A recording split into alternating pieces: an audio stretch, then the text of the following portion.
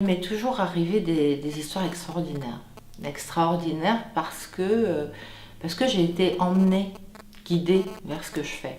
Jamais j'aurais pu imaginer que j'allais en faire mon métier, que j'allais en faire quelque chose enfin, dans ma vie quotidienne, quoi, jamais. Et en fait, une des premières histoires extraordinaires qui m'est arrivée, évidemment, c'est ma rencontre avec mon maître.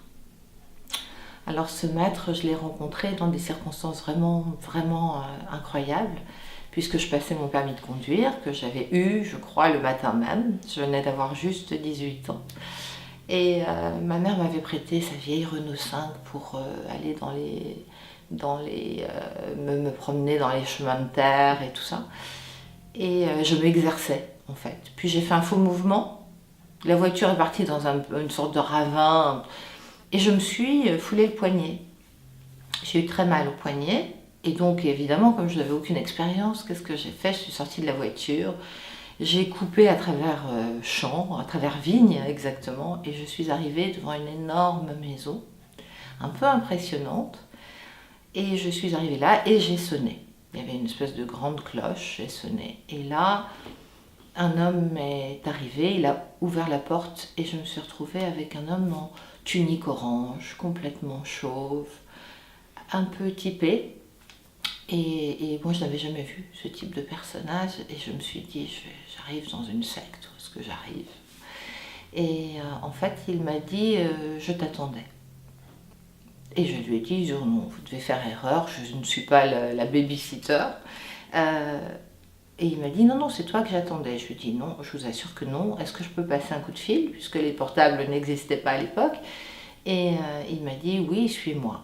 Puis j'ai passé un coup de fil à ma mère pour lui demander de venir me chercher. Et une fois que j'ai eu passé mon coup de fil, j'étais rassurée. Et là, il m'a emmenée dans c'est un espèce de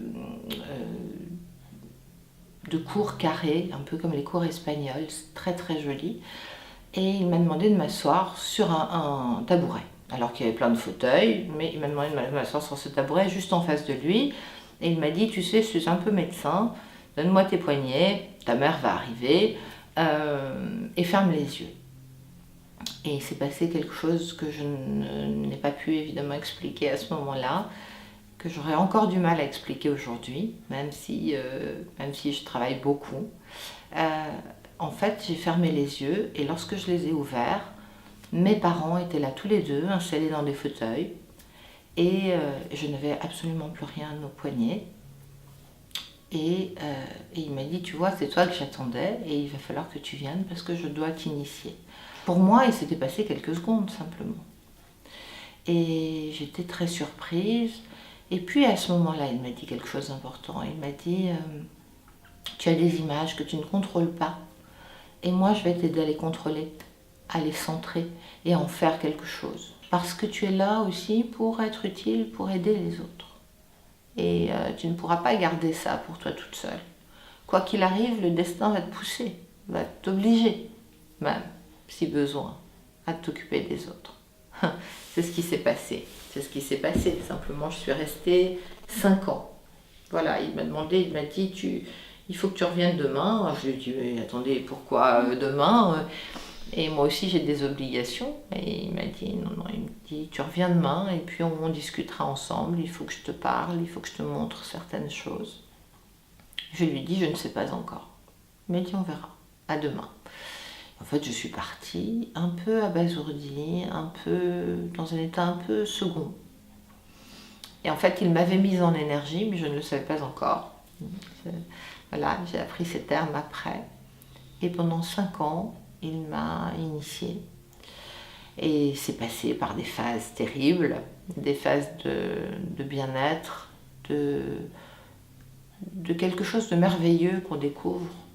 Une forme de philosophie, mais c'était aussi des années où l'ego est cassé complètement, où il me faisait faire des choses et je me sentais humiliée.